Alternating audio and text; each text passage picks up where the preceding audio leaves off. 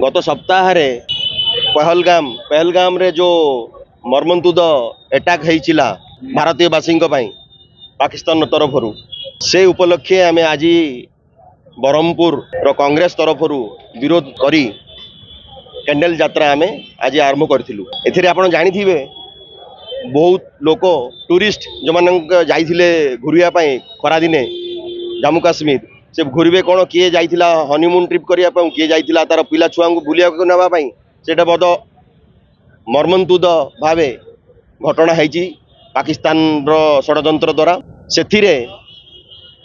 किए दायी सेटा आपण मैंने भल भाई जानते।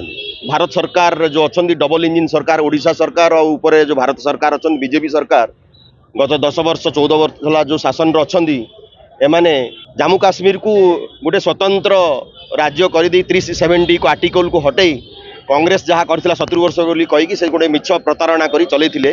आपण देखुछन नेट रिजल्ट प्रति मास प्रतिदिन गुली रे लोक मरुचंदी या प्रतिदिन से चली।